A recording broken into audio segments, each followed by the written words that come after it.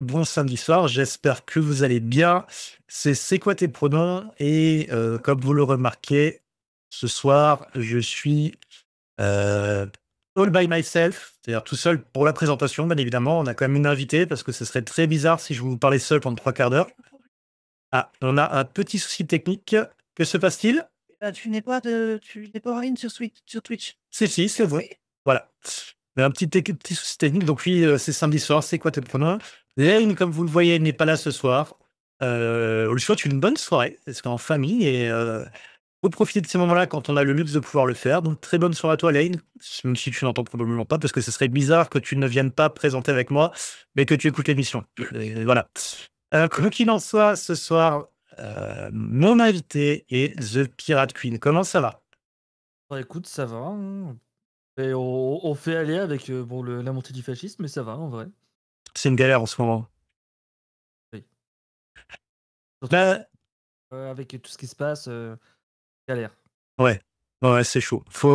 Je voyais cet après-midi justement un sur Blue Sky, je crois, où quelqu'un demandait comment vous faites pour passer le pour pas trop faire attention aux trucs autour et du coup, bah, j'ai un peu grappillé des conseils. Il y a la youtubeuse Mea qui a mis un truc qui ça aurait pu être moi qui l'a mis et elle fait: «Moi, j'écoute des anciens Saturday Night Live et je tape des méchants dans Batman». Qui est pas mal. Merci à Chaton qui, encore une fois, est à la modération et qui me dit: «Ma voix est horrible, je ne passerai jamais dans cette émission». Mon cœur, ta voix n'est pas horrible, sache-le. Par contre, on est toujours très dur avec nous-mêmes. Justement, tiens, Pirate Queen, toi qui stream, est-ce que tu es aussi, hardcore avec toi-même par rapport à ta voix, tout ça? Alors ouais, clairement par rapport à ma voix, c'est vraiment un truc où j'ai énormément de mal. Je déteste ma voix. Plein de gens me disent que ça va, j'ai une bonne voix et tout ça, mais moi je sais pas, j'aime pas ma voix. Genre, enfin, en vrai quand je parle ça va, mais c'est quand je m'entends, sur des lives, sur mes rediffs et cetera. Je sais pas pourquoi j'arrive pas à aimer ma voix et du coup je ne regarde pas. Donc c'est très compliqué, compliqué. C'est marrant, moi, c'est l'inverse. Dès que je fais une émission, généralement, après, je réécoute quelques passages pour voir si ça rendait bien, en fait. Oui, C'est quand tu stream, en fait, c'est bête, hein, mais j'ai fait, je sais pas si tu as fait pareil, mais quand j'ai commencé à streamer, j'ai fait comme beaucoup de monde à mon avis, j'ai regardé des conseils, des vidéos YouTube, des vidéos de conseils de youtubeurs qui, avaient pas tant de followers que ça sur Twitch au final, mais beaucoup conseillent justement de réécouter après pour voir ce que tu aurais pu faire mieux, ce que tu aurais pu, ce que ouais, ouais, tout simplement, quoi. oui, oui, c'est vrai que mais en fait, le truc, c'est que, beh, du coup, avec ma voix, j'ai du mal à remettre alors qu'il faudrait que je regarde pour, regarder un petit peu, voir s'il y a eu des problèmes techniques que j'aurais pas pu que live aurait pas vu et cetera ou des trucs comme ça, mais c'est vrai que c'est un blocage, en fait. Un blocage. C'est très compliqué de après je pense que tu as aussi quand tu es une personne trans, que tu as aussi enfin, je ne sais pas comment tu es par rapport à toi et je veux pas parler pour tout le monde. Heu et Chaton nous dit: «Je sais pas comment tu as fait ton son, mais c'est super comment ta voix ressort». Alors justement, fun fact, on en parlait avant l'émission avec, Pirate Queen. Ce qu'il faut savoir, c'est que j'utilise un logiciel qui s'appelle NVIDIA Broadcast, qui améliore le son et l'image. C'est-à-dire que là, comme vous voyez, je suis relativement bien éclairé, mais sauf qu'il faut savoir qu'il y a aucune light chez moi. C'est le logiciel qui génère l'éclairage. Oui, du coup, je disais quand tu es streamer, que tu es trans et qu'en plus tu es neuroatypique, parce que si je dis pas de bêtises, c'est quelque chose qu'on partage Oui. et c'est assez compliqué de gérer tout ça, quoi. En fait, surtout que la dysphorie, enfin, physique, j'ai une dysphorie physique, mais ça dépend des moments. Mais c'est vraiment au niveau de la voix. J'ai énormément de mal à c'est vraiment, je crois, ma plus grosse dysphorie, la voix. Alors que je sais que j'ai pas une voix si grave que ça, comparé à d'autres personnes, mais je sais pas, j'ai du mal avec ma voix. C'est marrant, j'ai l'impression que c'est le cas de beaucoup de personnes, et alors je veux pas dire de bêtises parce que c'est pas forcément, encore une fois, c'est pas une généralité, hein, c'est une généralité, bien sûr, ouais. Une oh là, j'ai du mal. Généralité, merci. La journée est longue. Pas une généralité, mais j'ai l'impression que la voix, dans un sens, des fois, c'est encore plus violent au niveau de la dysphorie que le physique, en fait. Parce que Ouais. le physique, j'ai l'impression que tu as vraiment beaucoup de choses que tu peux faire. Tu le maquillage, effectivement, tu as des trucs disons que tu pour modifier le physique ou le masquer en quelque sorte. Enfin, je sais pas, masquer, c'est pas le bon terme, mais disons que tu as plus de choses qui sont faciles d'accès, en fait. Tu peux avoir du maquillage, tu peux avoir, admettons même peut-être des filtres dans certains cas, mais la voix, concrètement, tu as pas des masses de possibilités. Tu peux te faire opérer pour, au niveau des cordes vocales, mais bon, je pense que c'est un peu risqué. Bonsoir Harry, j'espère que tu vas bien. Tu Tu toujours bienvenu ici, tu le sais très bien. Mais au niveau de la voix, à part faire des exercices qui peuvent être assez compliqués aussi, j'ai l'impression, la voix, c'est oui, un peu beaucoup respect, ouais, voilà, ouais.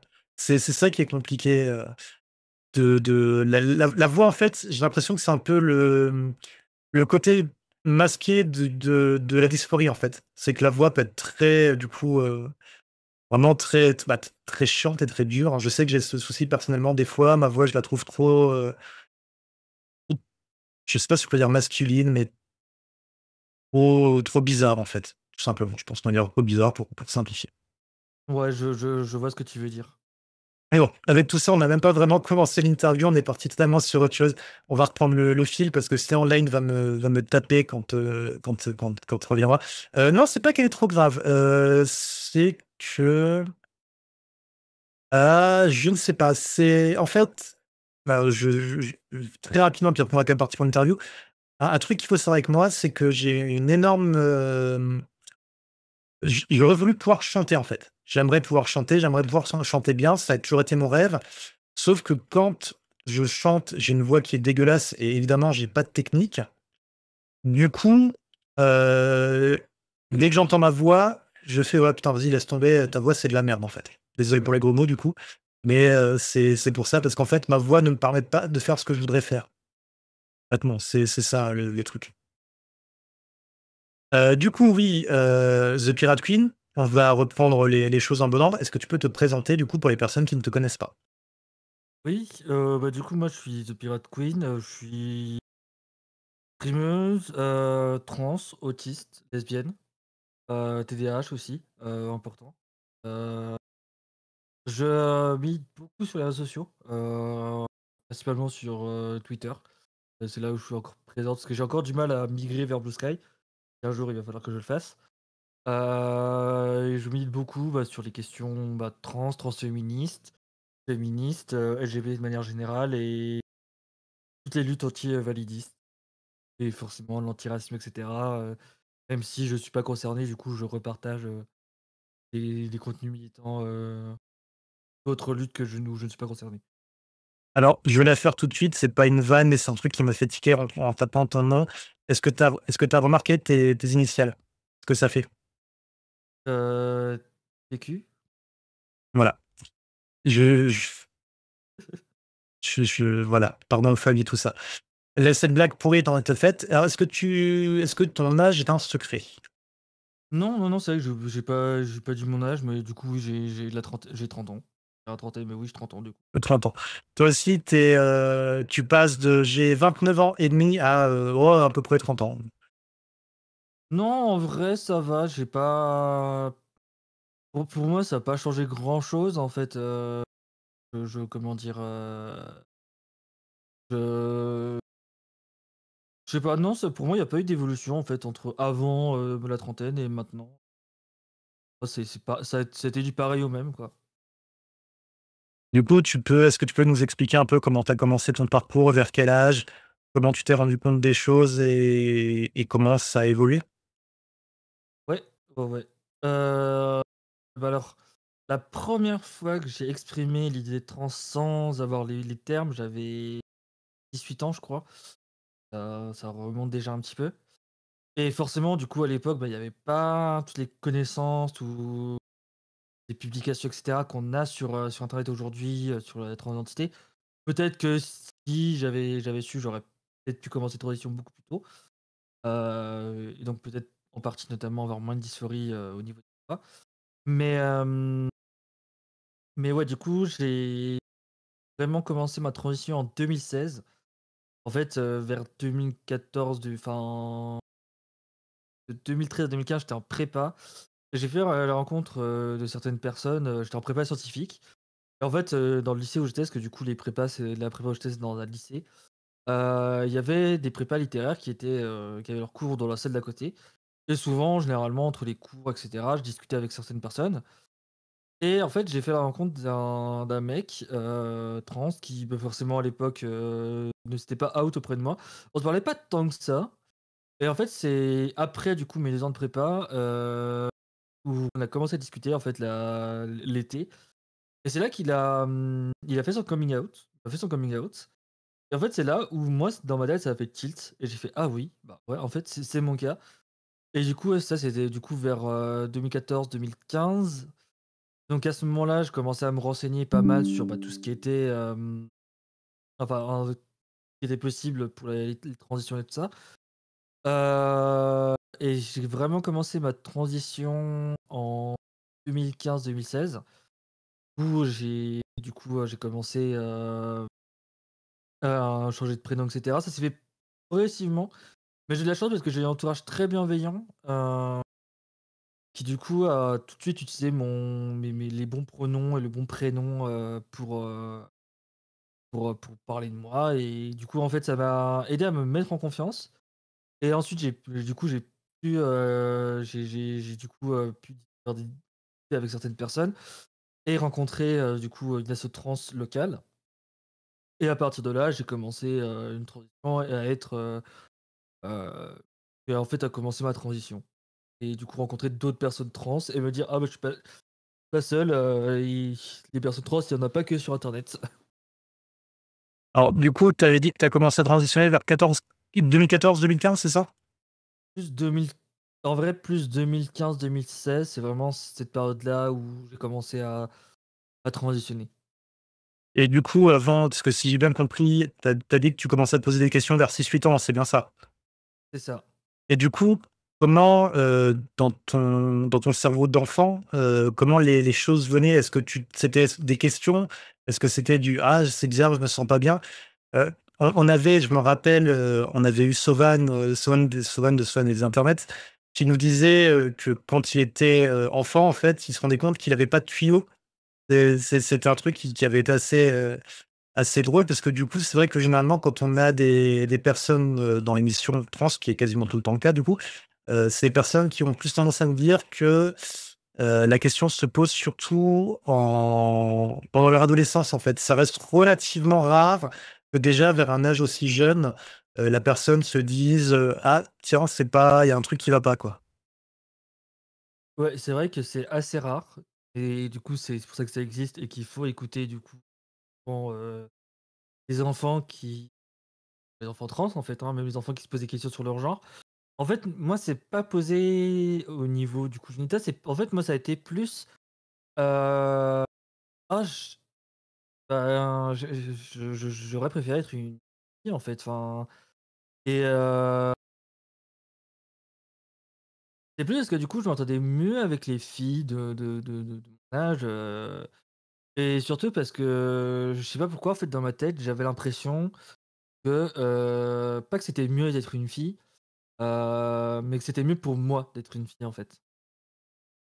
Et après, du coup, forcément comme j'avais pas trop pas d'entourage, LGBT à l'époque et pendant mon adolescence, très peu et ben, surtout des personnes cis LGB. Du coup, c'est resté très enfoui jusqu'à justement, bah, du coup, 2014-2015 où j'ai commencé à me rendre compte qu'il y avait un mot derrière ce que j'étais, quoi. Et du coup, tu disais, tu as rencontré une personne qui est la personne qui t'a un peu, qui a été un peu ton guide, c'est ça? Ouais, ouais, ouais, ça bah, en fait, c'est grâce à lui que je me suis rendu compte, au moment où il a fait son coming out, c'est à ce moment-là, je me suis rendu compte que en fait, c'était mon cas aussi et du coup, il m'a grave aidé. Lui, il avait déjà s'était déjà pas mal renseigné, en fait, aussi, préalable et du coup, il m'a donné quand même pas mal de ressources. Même si du coup, on habitait dans des villes assez différentes parce que forcément, du coup, après 10 ans de prépa, moi, je suis parti ailleurs. Hem, on est resté en contact et on est encore en contact, hein et ouais, c'est grâce à lui, en fait, que du coup, j'ai pu, me rendre compte des choses et en fait, il m'a donné pas mal de ressources, sur internet, sur la transidentité, les transitions et cetera. Du coup, c'est cool si la personne est encore en contact parce que c'est pareil généralement, bah, comme quoi c'est la preuve qu'il y a autant de parcours que de personnes et c'est vrai que généralement, les personnes qui font leur coming out sont guidées par d'autres personnes qu'elles ne voient plus après. C'est en fait, c'est limite je pense je pense que quand tu atteins un niveau assez haut du lobby trans, on te donne en fait la mission, c'est à partir de maintenant, tu vas aller de ville en ville, tu vas aider les gens à faire leur coming out et une fois qu'ils ont fait leur coming out, tu disparais de leur vie et tu vas aider une autre personne en fait. C'est Code Quantum version trans en fait, pour ceux qui ont la référence qui est très vieille série Code Quantum quand même, parce que punaise je me sens vieux d'un coup. Mais du coup, ouais, c'est sympa d'avoir en plus, si j'ai bien compris, tu dis que tu as eu du soutien dans ta famille, dès le départ en fait? Bah, en fait, ma famille, ça a été la dernière partie où j'ai fait mon coming out. J'avais peur.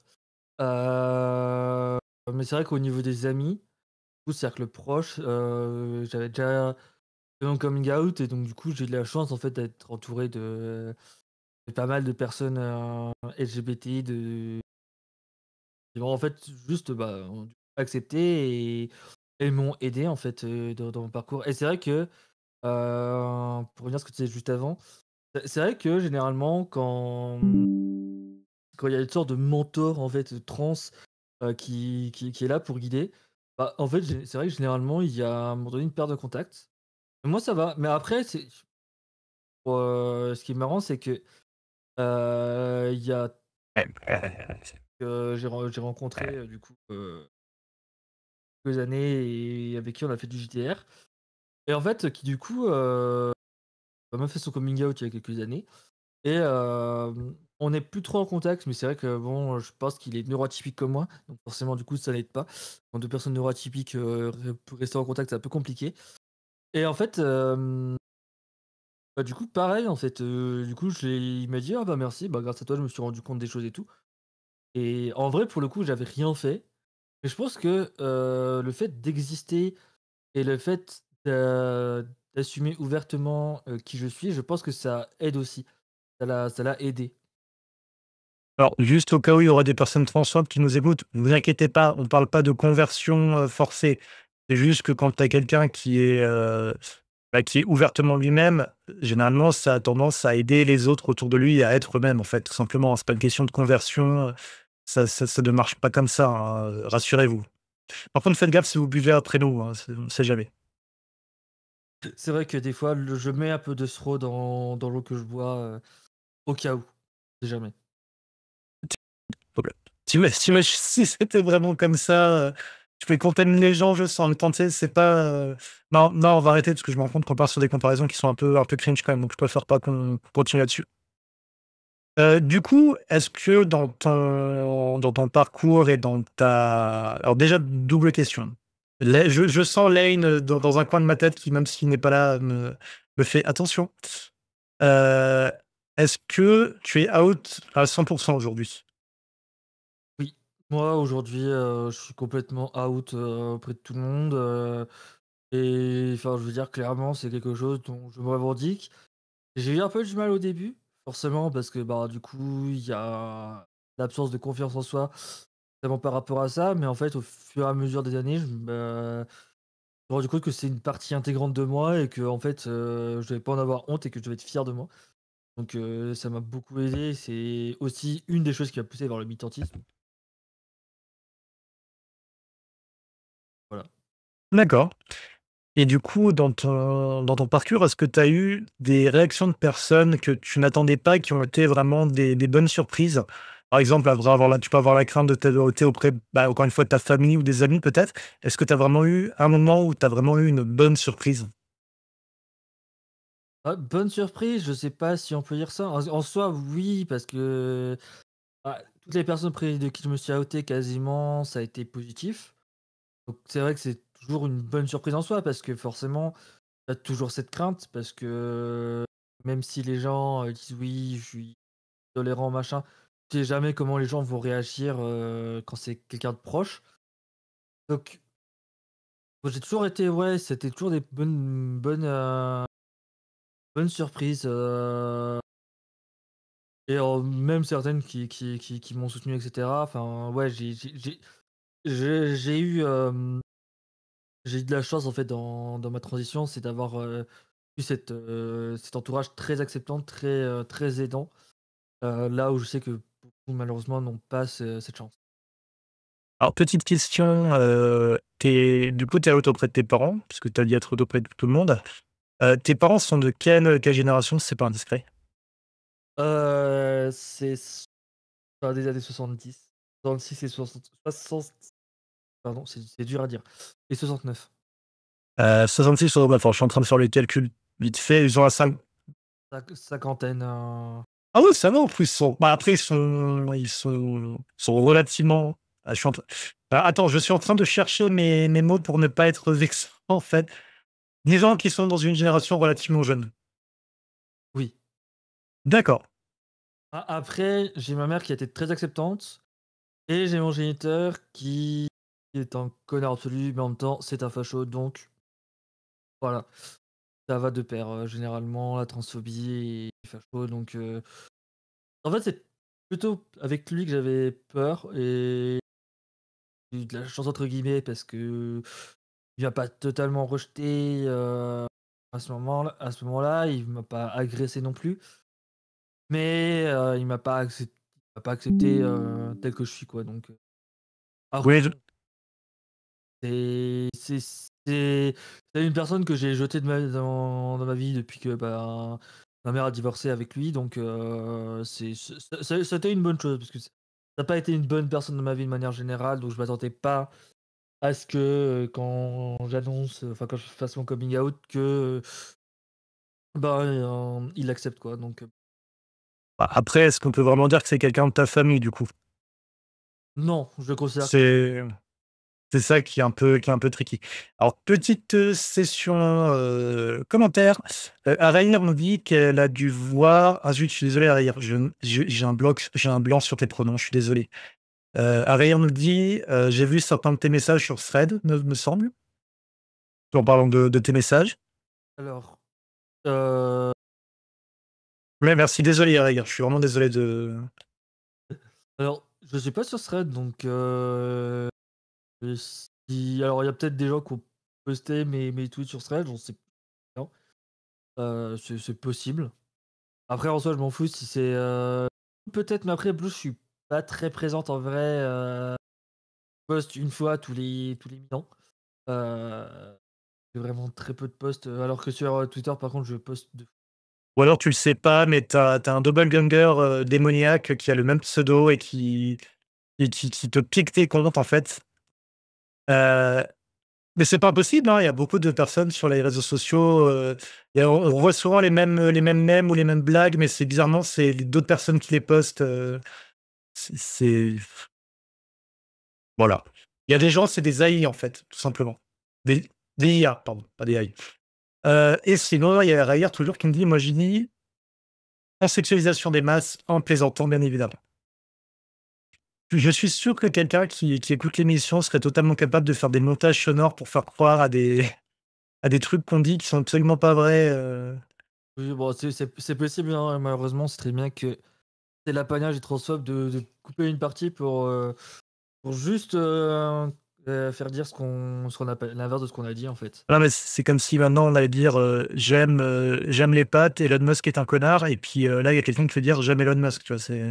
Oui, c'est ça. On vit dans une société, comme dirait l'autre. On vit dans une société, tout à fait. C'est ça. Alors du coup, ton parcours s'est plutôt bien passé.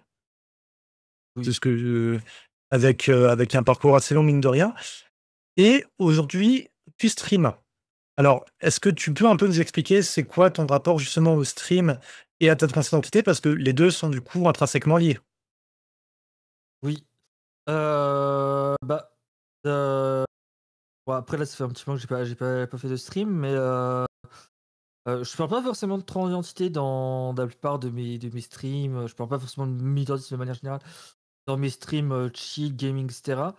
Après c'est vrai que, j'avais commencé à faire une émission qu'il faudrait que je reprenne, un de ces 4, heu, mais qui de manière plus générale en fait, c'est sur, les personnes queer, et surtout du coup les meufs queer. et non-binaires forcément, du coup queer, et du coup la représentation dans les jeux vidéo. Parce que je me rends compte, moi en tant que femme trans et lesbienne, on a très peu de représentation dans les jeux triple A, de manière enfin même dans les jeux de manière générale, on a très Alors, peu de je me permets juste de te couper 2 secondes pour les personnes qui sont pas forcément, trop au courant au niveau, jeux vidéo. Le triple A, c'est les grosses productions, en fait. C'est les jeux faits par des gros studios par opposition aux jeux indés qui sont, avec des budgets plus petits, mais qui font mieux que les triple A d'ailleurs des fois, on va pas mentir, hein. Mais du coup, c'est ça, les triple A grosso modo, c'est les blockbusters. oui, oui, oui, mais c'est vrai que du coup, il y a un manque de représentation dans les comment dire? Dans les jeux vidéo, indés encore ça va, on a quelques-uns quand même qui ont une bonne représentation et du coup, moi je joue depuis, j'ai 3 ans. C'est une question que je me posais et du coup que je me suis dit: «Ça peut être intéressant de voir». C'est, comment en fait les jeux vidéo nous construisent, en tant que personne queer et c'est vrai que, moi je sais que les jeux vidéo m'ont beaucoup aidé à me construire. Parce que forcément quand tu es ado et que du coup, tu as des jeux où tu peux faire ton avatar et du coup tu fais un perso féminin, alors que, la société te dit: «Non, tu es un mec». Bah, du coup forcément ça fait quelque chose en fait dans ta construction. Et ça en dit beaucoup aussi sur qui tu es et c'est vrai que du coup, voilà, j'essaye de faire beaucoup de jeux avec, des persos principaux féminins, même si c'est vrai que, malheureusement, il y en a pas tant que ça en vrai quand on regarde. Aujourd'hui, ça change, mais perso trans par contre, il y en a quasiment pas, hein.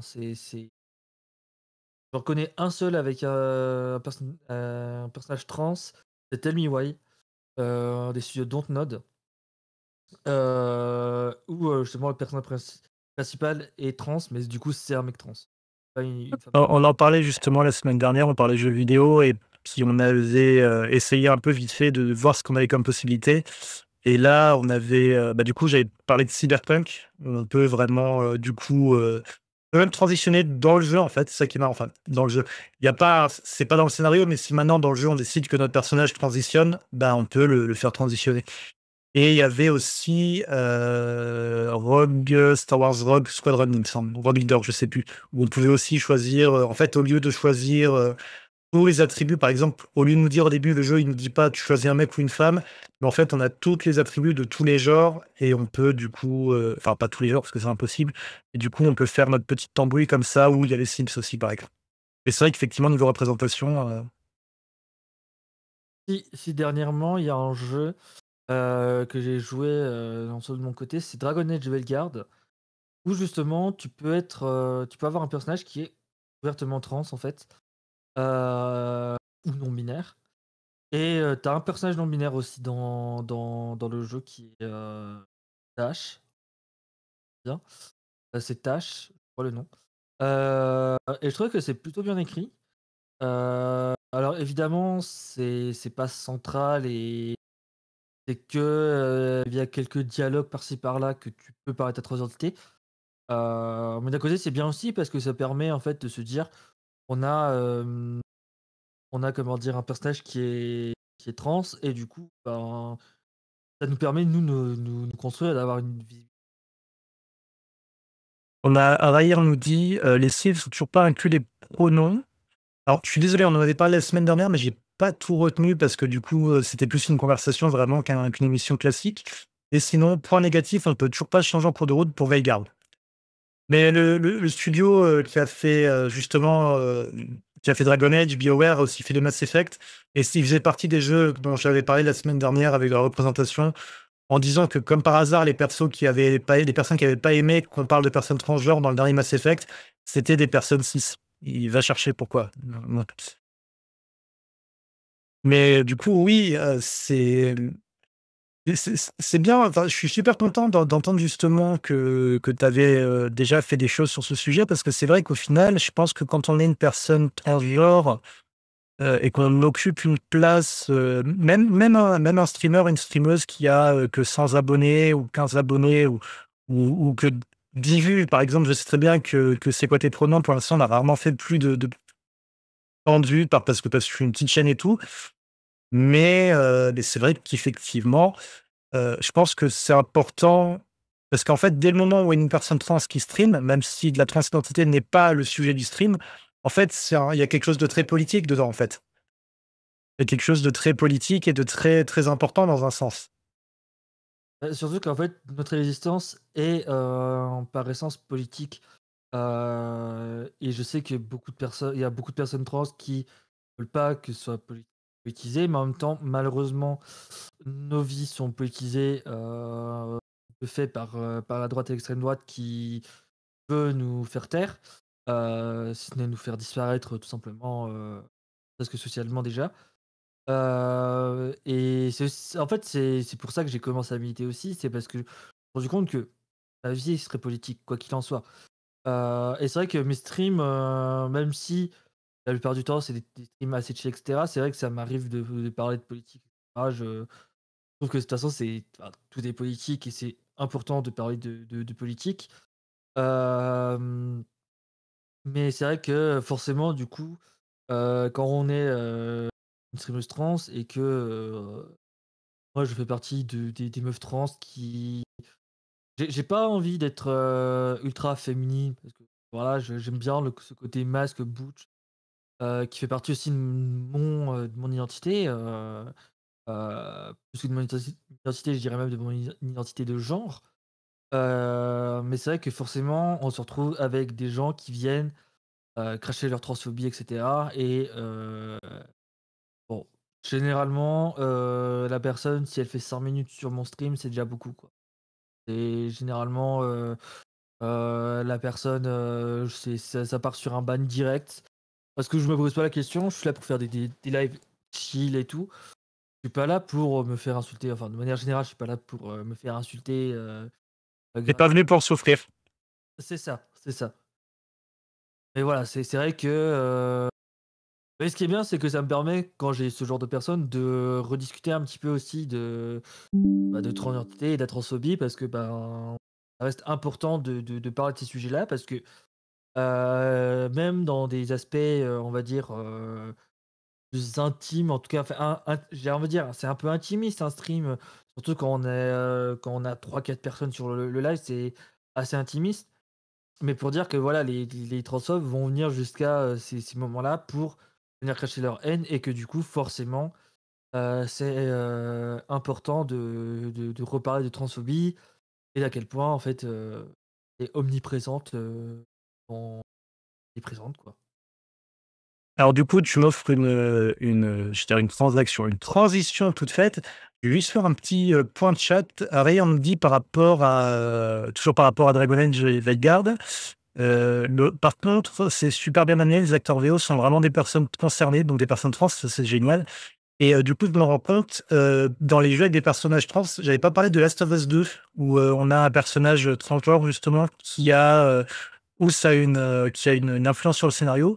Et ensuite, bienvenue à toi Nocicat. J'espère que tu vas bien. N'hésite pas à te poser tranquillement et à t'abonner à la chaîne si tu veux bien, ça serait cool. Du coup, oui, tu nous parlais donc, de ton militantisme et bah, du coup, j'aimerais bien savoir pour toi, en quoi concerne ton militantisme, comment tu le vis? Comment tu le vis tous les jours? Et puis tout simplement, oui, quelle place ça prend dans ta vie et ce genre de choses, quoi. Bah, pour moi, le militantisme en fait, je vais pas mentir, en fait, le militantisme, c'est pareil, c'est mon identité, c'est quelque chose que je fais quotidiennement. Alors je le fais moins IRL parce que, beaucoup d'anxiété sociale, beaucoup de burn-out militant, pour tout un tas de raisons et forcément quand on est neuroatypique, c'est beaucoup compliqué de militer IRL, d'aller faire des manifs, d'aller, à des réunions et cetera, bah, j'ai du mal. Mais j'ai longtemps milité IRL avant d'être surtout sur les réseaux sociaux. Mais pour moi, le militantisme, c'est quelque chose de très important, et c'est vrai que sur Twitter, je suis très connu parce que, du coup, je j'ai, heu, j'ai tendance à pas mâcher mes mots parce que en fait, Je me suis longtemps j'étais longtemps en fait dans un peu une gauche, type LFI, même si on a besoin de d'une comme ça, hein, je dis pas le contraire. Plus dans la pédagogie et cetera et en fait, je me suis rendu compte au fur et à mesure des années que, d'un côté, moi ça apportait rien aux personnes en face et que, je pense qu'on répond pas, aux violences oppressives en étant gentil et en faisant de la pédagogie, à des personnes. Enfin, pas de faire de la pédagogie, c'est important, mais pas, aux personnes les plus virulentes envers notre existence sens, pardon. Mais, voilà, mon militantisme, je parle beaucoup, ben, du coup, de transmisogynie. Je parle beaucoup de lesbophobie, enfin, un peu moins de lesbophobie, mais beaucoup de transmisogynie, de validisme aussi et d'à quel point on manque d'inclusivité dans les milieux, de gauche, quels qu'ils soient et même dans les milieux LGBT, on manque d'inclusivité pour les personnes handi et pour les personnes, racisées. On manque de beaucoup de choses et c'est vrai que c'est quelque chose que je parle beaucoup sur Twitter, de ce genre de choses et aussi bon après j'ai aussi une vision très radicale parce que, j'ai évolué en fait au fur et à mesure de mon militantisme vers, l'anarchisme. Hem et c'est vrai que du coup, j'ai tendance à être très virulente face à du coup à l'extrême droite parce que, bah, j'ai en fait qui fait que du coup je m'expose beaucoup aussi aux violences, de l'extrême droite sur les réseaux sociaux. Même si j'ai la chance d'être entre guillemets «qu'une random», sur Twitter, même si, bon c'est ça reste quand même assez exposé. Hem, comment dire?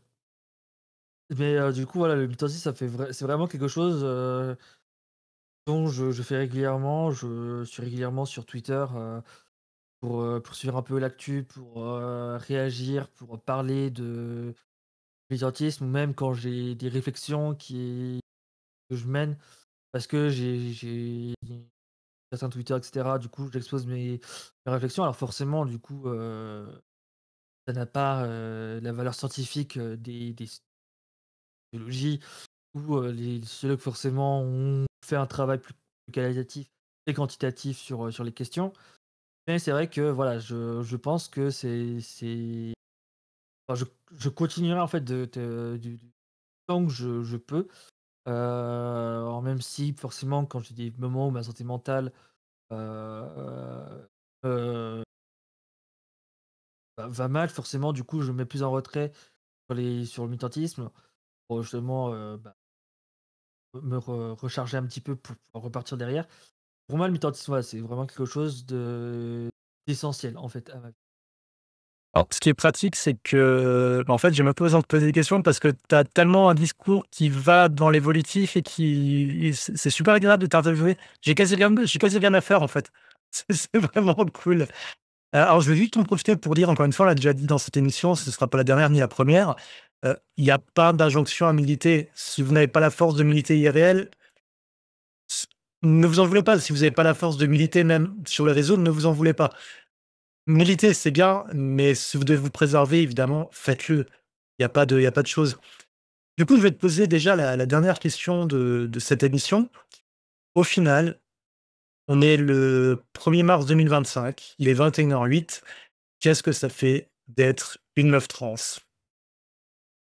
Alors qu'est-ce que ça fait? C'est un peu bizarre en fait comme enfin pas bizarre comme question, mais, Ah bah, merci. non, c'est en fait, c'est pas ça, c'est plutôt c'est un peu bizarre en fait, surtout, à cette époque-là, d'être une meuf trans, parce qu'on est à la fois en fait dans une ère où on a de la chance, où nos transitions sont plus facilitées en France en tout cas, où on a, plus de visibilité, on a plus de ressources qui existent sur les réseaux sociaux, sur internet de manière générale. Mais en fait, à la fois forcément, on est dans une ère où du coup, il y a déjà une montée énorme du fascisme, hem et donc forcément, du coup, on s'expose aussi beaucoup plus aux violences. Donc en fait, aujourd'hui, pour moi en tout cas pour moi, être une meuf trans, comme j'ai dit déjà, plus tôt, c'est déjà un vécu politique, rien que parce que j'existe, politique, mais encore une fois, je suis fier d'être une meuf trans et honnêtement, ça c'est vraiment, je pense, une des plus grandes fiertés de être.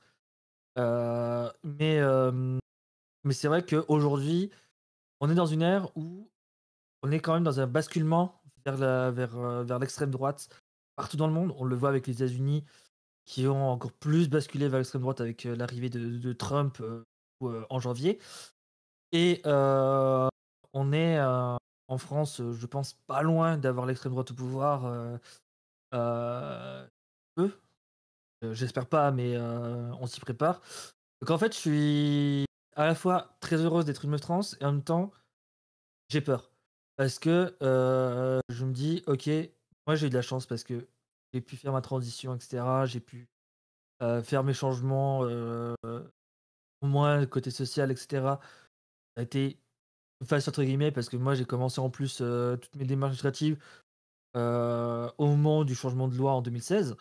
Donc j'ai eu de «la chance» entre guillemets, mais je me dis, je m'inquiète déjà pour les générations futures de personnes trans.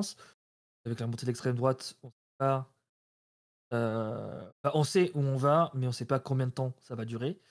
C'est bien le problème de l'extrême droite et surtout, avec toutes les violences qu'il y a aujourd'hui au niveau de sur les réseaux sociaux, que ce soit dans la rue, que ce soit, les tags qu'on peut voir, les messages de haine qu'on reçoit, je me dis: «On est dans une époque, être trans, c'est pas bon, mais en même temps, c'est bon». Enfin, pas c'est bon, mais plutôt où, il y a du positif quand même parce que on a une communauté quand même, heu, assez solide.